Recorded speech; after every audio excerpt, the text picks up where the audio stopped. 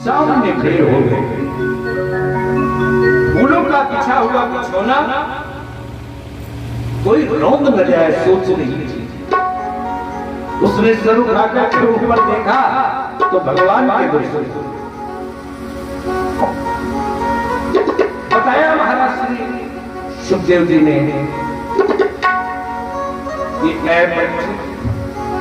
ये बुद्धि ब्रह्म न पड़ जाए, इसलिए मैंने तुम्हें दोनों मार्ग समझाए, प्रवृत्ति हो या निवृत्ति। बस इसी निवृत्ति मार्ग को प्रवृत्ति से निवृत्ति की ओर बढ़ाया। इसमें जड़ गणत जी गए चले बद्रिकाश्रम में भगवान का ध्यान करने लगे। नित्य नित्य ध्यान करते हैं, लेकिन पूजा का वही लक्षण इतना है कि आपकी पूजा में यदि कोई बाधा है तो उसे हटाइए। मान लीजिए आप पूजा कर रहे हैं और आपकी धर्म पत्नी लाकर के चाय रख दे कि लोग पियो, तो बताओ पूजा में लगोगे कि चाय में लगोगे, किसमें लगोगे? तो धर्म है कि सबसे पहले चाय पी लो तो बुद्धि स्थिर हो जाएगी। एक बात दधीच ने ऐसा ही किया। दधीच ने, यद्यपि वो कथा आगे आएगी, परंतु स्थान विशेष पर आपको समझा देगा। इंद्र वज्र रख गया। महाराज जी देखे रहे ना, ठीक है महाराज जी देखे रहे। महात्माओं का स्वभाव बड़ा सरल है। इंद्र चला गया, ये पूजा में बैठे तो मन में आए वज्र कोई न ले जाए, वज्र कोई नहीं ले जाए। महात्मा ने वो पूजा की बाधा हटा दी, वज्र लिया और घिस दिया, घिस करके पूरा वज्र पी लिया। जब आएगा अपनी खा जाएगा तो पूजा की बाधा हट गई। पूजा में जरा सा भी कोई विघ्न आ जाए तो आपकी पूजा क्षमा बेकार कर देगा। पूजा का अर्थ ये नहीं है, एक संत जन कहते हैं, महात्मा कहते हैं कि पूजा का अर्थ शारीरिक व्यवसाय है, शारीरिक श्रम कर जाए। तिलक लगाने में अगर आपका ध्यान चला जाए कि टीका ठीक नहीं है, हाथ से टीका कहाँ लगाए, यहाँ लगाए वहां लगाए, ये भ्रम पैदा हो जाए तो इंद्रियों का केवल श्रम है, बस कुछ नहीं। हमारा कपड़ा अच्छा नहीं, अच्छा है, कौन पहना है कौन न पहना है, ऐसे मन भटकाव अगर कर देता है तो पूजा नहीं, एक श्रम। मन हमारा अगर ऐसे ही जुड़ जाए भगवान तो पूजा का कोई मतलब नहीं। मन उनके चरणों में समर्पित कर दो। एवामैव प्रपद्यन्ते मायामेतां तरन्ति ते। गीता के बुद्ध बड़े विद्वान जिन्होंने कई जगहों पर जाकर के अपने ज्ञान की धाक जमाई, हमारे साथ में बहुत बार गए। महाराज श्री द्विवेदी जी बैठे हैं सामने, बहुत कथाओं में हमारे साथ रहे और उन्होंने अपने गीता ज्ञान से सब दुनिया में बुद्धि कौशल बैठा। बहुत सुंदर याद आता है कभी कभी। महाराज श्री कहते हैं कि वैसे तो ये माया बड़ी कठिन है, इससे पार कोई नहीं पा सकता। क्यों? देवी है सा गुणमयी मम माया दुर्त्यया। अच्छा कोई पार नहीं कर सकता? बोले ना, लेकिन एक शर्त है। बोले क्या? मामयी, जो मेरी शरण में आ जाता है वो इस माया से पार पा जाता है। नहीं तो महाराज की दुनिया की माया बड़ी कठिन है, क्योंकि इस जड़ चेतन के बीच में जो गांठ पड़ गई है इसको वो समझ नहीं पाता। क्यों? जड़ चेतन ही ग्रंथ पर गई, लेकिन यद्यपि लता छूटत कट नहीं। ये तो उनके द्वारा लगाई गई गांठ है और हमारा आपका एक और गांठ लग जाती है। गांठ पर गांठ, जब विवाह होता है तो एक और गांठ। अब बस यही गांठ नहीं खोल पाते आप, कभी खोल पाए? ये गांठ ही नहीं खुलती तो वो गांठ कैसे खुलेगी? यद्यपि मृषा मृषा माने झूठी है, लेकिन खोले नहीं खुलती। बड़ी कठिनाई और चढ़ जी में फंस गए। बर्तन धोने गए, नदी के किनारे पूजा के वचन प्रचारित कर रहे हैं। धोते धोते भगवान का चिंतन कर रहे हैं। आप अपने मन को इस ओर लगाइए, इस ओर लगाइए, किस ओर? जड़ भरत की क्रिया में पूजा के बर्तन धोए जा रहे हैं। और धोते धोते एकदम जगह पलटी तो देखा एक हिरनी खड़ी है। हिरनी गर्भ से है। तभी शंख ने एक दहाड़ लगाई और हिरनी ने भी नदी से छलांग लगाई। भयभीत हिरनी ने नदी में छलांग लगा दी और उसके गर्भ में जो बच्चा था वो सुरक्षित हो गया और सुरक्षित होकर के नदी में गिरा। देखने लगे महाराज जी, झटपटा उठा वो बालक, मरने का भय सबको होता है। वो हिरनी का बच्चा जैसे ही छटपटाया उन्होंने बर्तन छोड़ दिए और उसको पकड़ लिया। लेकिन पूजा में नई बाधा खड़ी हुई। ले आए झाड़ पूछ करके, पता नहीं इसकी माँ कहाँ चली गई होगी। चिंतन बढ़ा धीरे धीरे।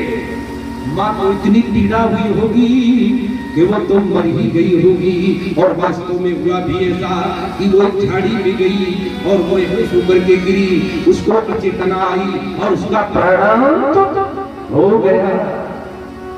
वही ये सोच उठ रहे हैं, अब इसका जीवन तो मेरे सहारे है। बस छोटे बच्चों में आसक्ति होती है।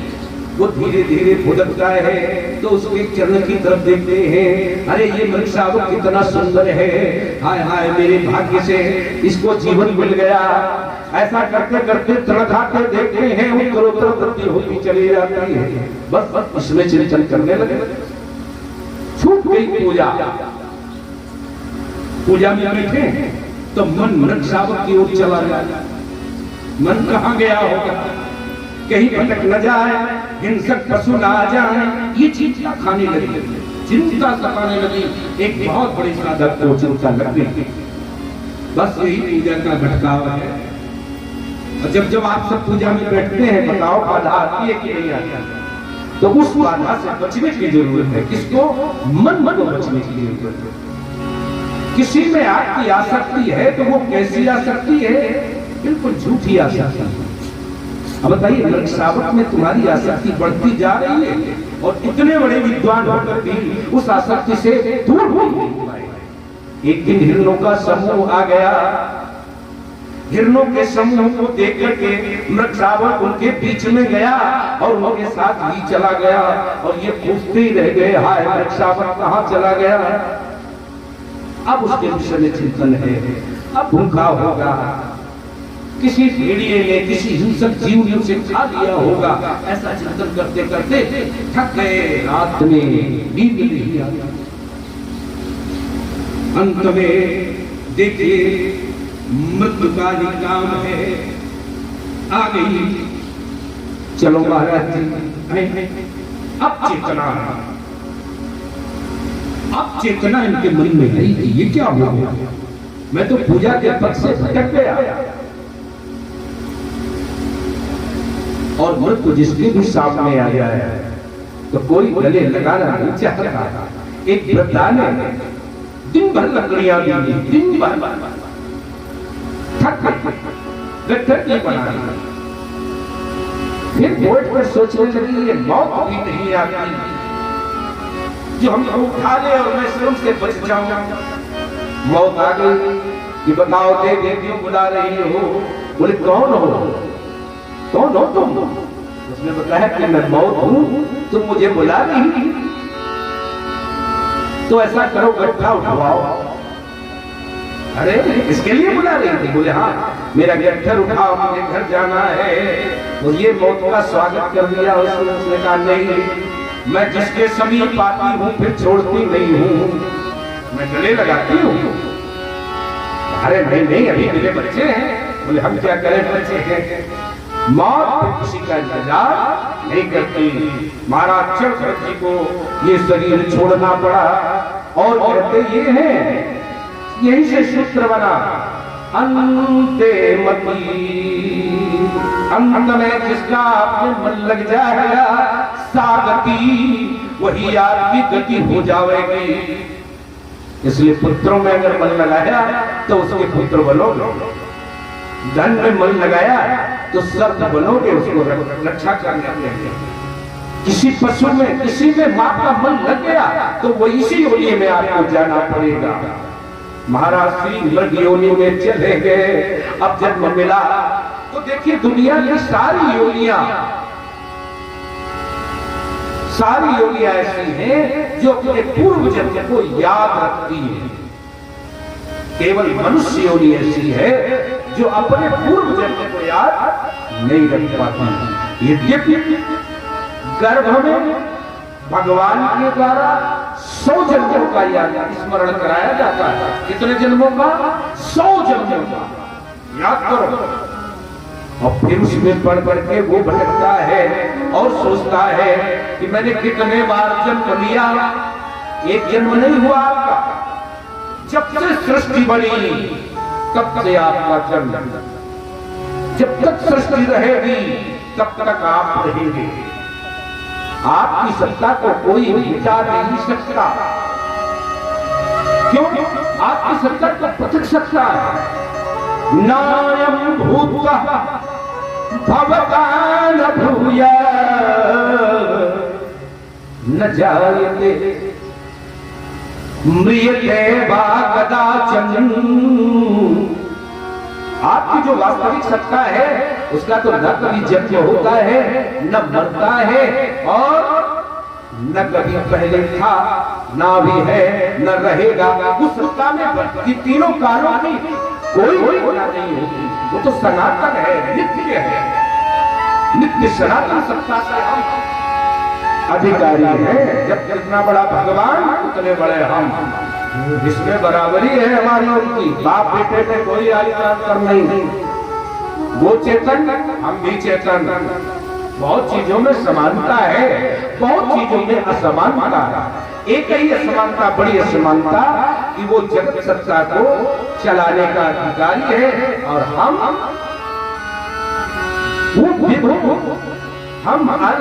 सूक्ष्म छोटे, बस हम उनके विभिन्न अंश हैं। सारी चीजें स्पष्ट होगी एकादश अध्याय में जब आपको ये ज्ञान कराया जाए। डरने की जरूरत नहीं है, ज्ञान की बात नहीं कहना चाहता। महाराज जी कहते हैं मृग योनि में याद बनी रही। अब ध्यान करते जब एकादशी आती है तो व्रत रखते हैं। एक के मन में शंका आ गई, अच्छा पंडित जी व्रत कैसे करते हो? तो मृग है, कैसे जानते होंगे आज एकादशी है? तो उस योनि में इनको बुद्धि है कि जिस दिन नदी के किनारे बहुत से महात्मा स्नान करने आए, समझ लो आज एकादशी है। बस उसी दिन ऋषियों के जीवन से जीना सीखते, नित्य निरंतर भगवान वासुदेव का ध्यान करते। और एक दिन उन्होंने कालंजर क्षेत्र में नदी के गंडकी नदी में खड़े होकर के आधे शरीर को जल में डुबाए रखा और उस शरीर का परित्याग कर दिया। और फिर ये ब्राह्मण के कुल में जन्म लिया, ब्राह्मण कुल में जन्म लिए। फिर उन्होंने सोच लिया अब दुनिया से दूर रहने का एक ही साधन है, क्या? मौन बनो, जड़ बन जाओ, उन्मुक्त से रहो, तो लोग आपको पहचानेंगे ही नहीं और आपसे काम भी नहीं लेंगे। तो स्थूल हो गई काया। भाई कहते काम करो, बताओ कैसे करना है? तो एक ही बार बताते कैसे जोतो, बस उसी में मिलते रहे। जब शाम को आते तो देखते थे अरे बड़ा मूर्ख है, तो काम नहीं लेते थे भाई। जो कुछ मिल जाता था इनको खिला दिया जाता था। एक दिन भगवान कपिल के दरबार में राजा रघुगण पालकी में बैठकर जा रहा था। सीखना क्या चाहता है? अष्टांग योग, परम ज्ञान, वो मुझे मिलेगा वहां। अच्छा अच्छा। तो शिक्षा जिस समय यहां पहुंची तो एक कहार की तबीयत खराब हो गई, तो राजा ने आदेश कर दिया यही कहीं से पकड़ लो। ये बैठे थे, कहारों ने पकड़ा, जोत दिया, चलिए अब ये तो जीव जंतु को बचाते हुए चल रहे हैं। तो शिविका माने पाल की डगमगा जाती, डगमगाती। राजा ने कहा क्यों, कैसे चल रहे हो? तो राजा के कहारों ने कहा कि महाराज जी गलती मेरी नहीं है, ये जो भी नया कहार लगाया गया है इससे नहीं बनता। तो राजा बड़ा व्यंग करने वाला था, अच्छा दुबले पतले हो इसलिए नहीं बनता चाहते हैं। वो कुछ नहीं बोले, बोले जानते हो मैं राजा हूं, मैं दंड दूं, चके करूं चिकित्सा दंड पाणिर्विजना। अभी तुम्हारा मैं इलाज करूं, चिकित्सा तुम्हारी करूं, वो कुछ नहीं बोले। अंत में उन्होंने कहा कि तुम कैसे हो, तुमसे भार नहीं धोया जाता। तो उन्होंने पालकी रख दी और कहा कि अगर दुनिया में कोई भार है तो वो ढोने के लिए, भार अगर कुछ है तो वो ढोने के लिए है राजा। और तुम मेरी जो बात कह रहे हो कि तुम्हारा शरीर मोटा है, तुम्हारी बुद्धि मोटी है, तुम दुबले हो, जो कुछ तुम कह रहे हो ये बुद्धिमानी नहीं। उन्होंने इस श्लोक में बहुत बढ़िया कहा, इस स्थौल्यम कालस्यम व्याधे आभजश्च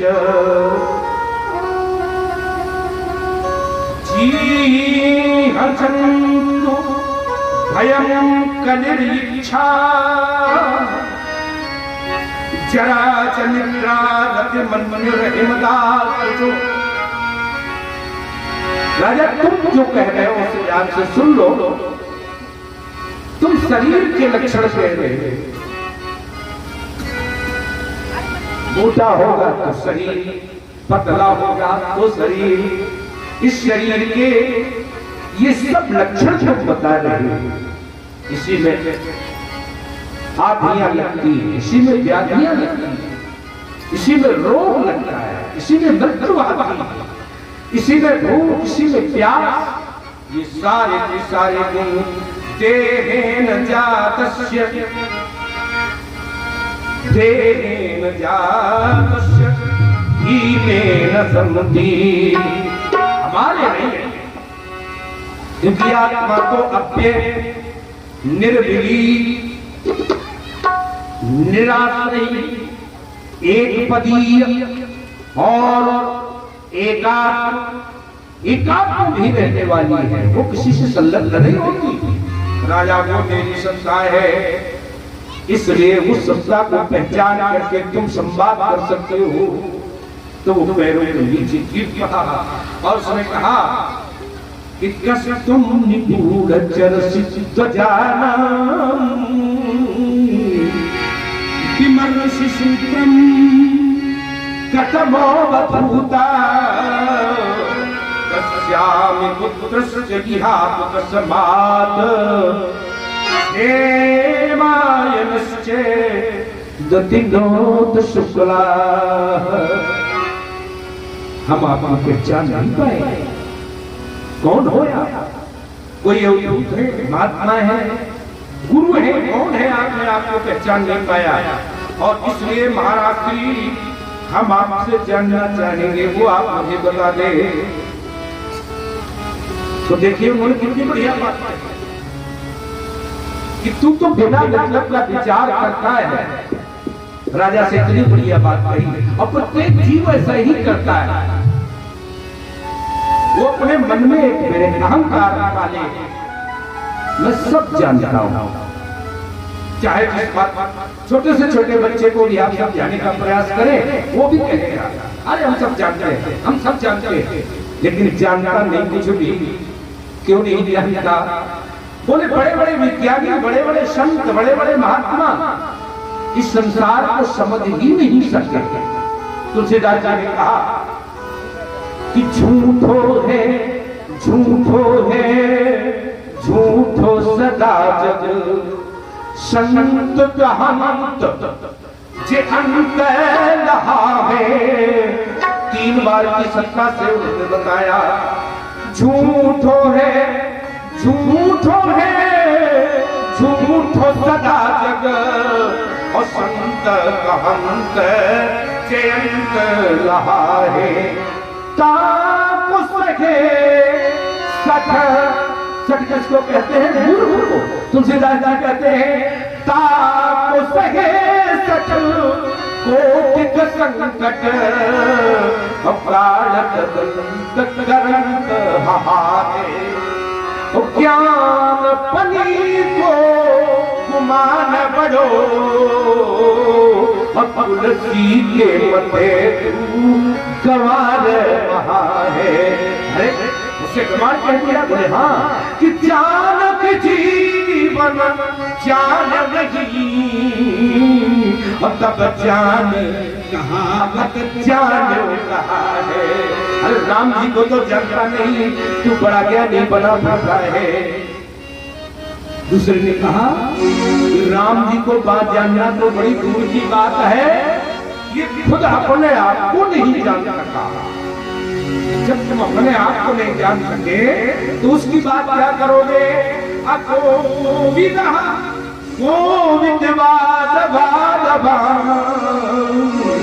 एक एक शब्द पर बहुत ध्यान दीजिए, आपको पूरा पूरा समझ में आएगा। जानता नहीं तो जानकारी वाली बात करता है। गोविंद परस्ति को नारकी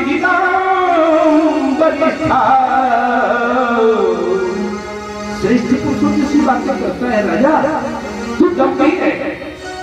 राजा समझ गया। कहा महाराज जी एक बात ध्यान रखो। बोले क्या? हमें आपसे बड़ा डर लगता है।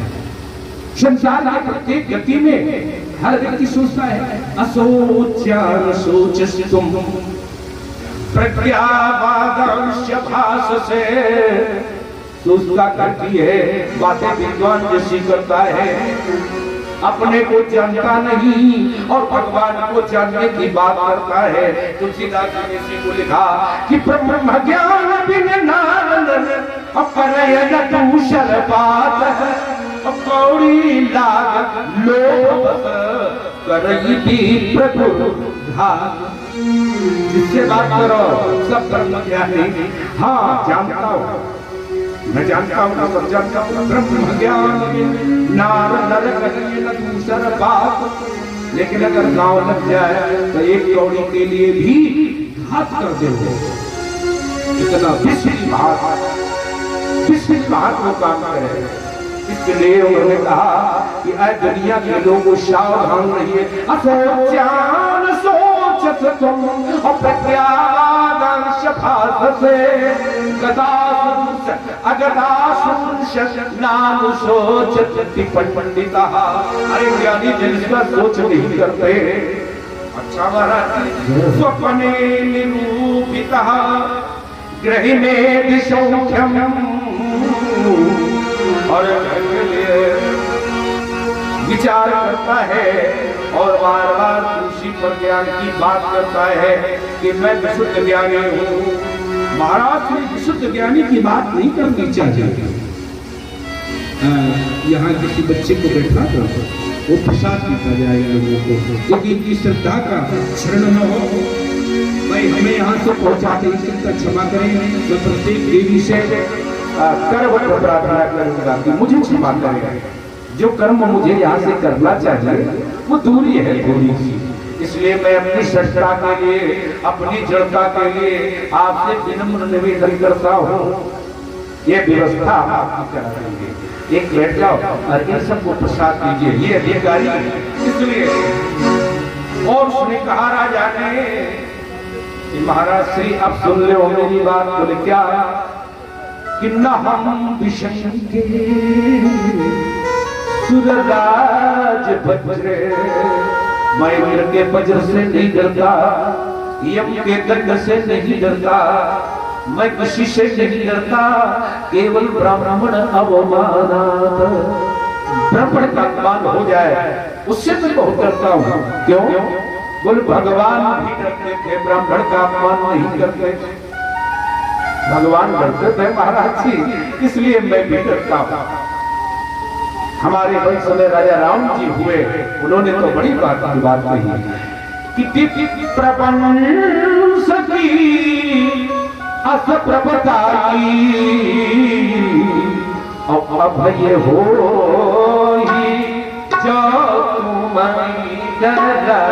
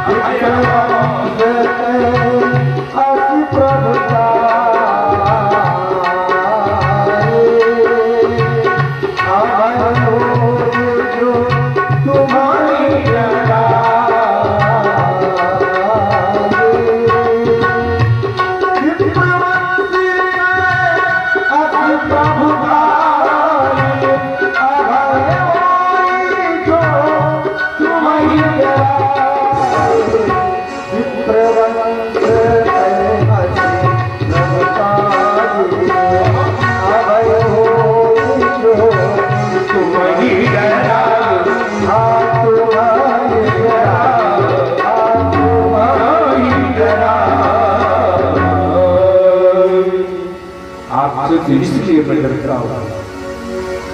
उन्होंने कहा कि राजा छोड़ मिथ्याभिमान।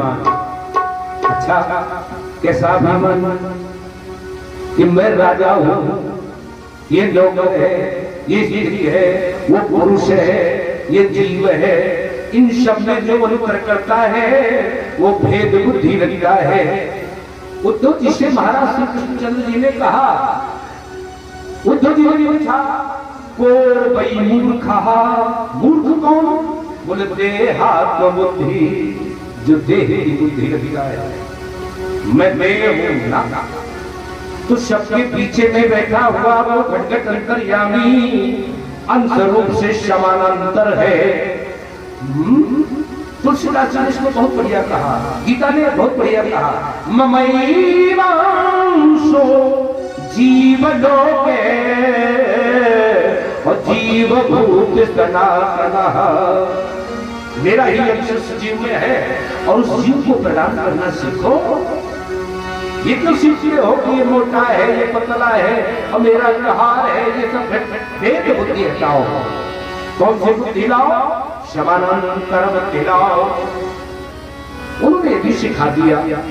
तो उसने कहा महाराज जी मैं तृप्त हो गया, मैं तो यही सीखने जा रहा था। कौन सा? अष्टांग योग, यम नियम, आसन, प्रत्याहार, प्राणायाम, ध्यान, धारणा, समाधि। आप ही समझे 5 बाहरी योग हैं, 5 स्थूल योग हैं और 3 अंतर योग है। इन दोनों को मिला देने पर अंतर बाहर मिला करके अष्टांग योग बन जाता है। इससे समाधि मिलती है और समाधि से परमात्मा मिल जाता है, परमात्मा से दशम द्वार द्वारा ऋषि उनसे मिल जाते हैं। बस यहाँ तक एक कथा आपको सुनाएगी, आगे इसमें जोड़ेंगे क्या कि मेरे कथित यादव भगवता था। तो बस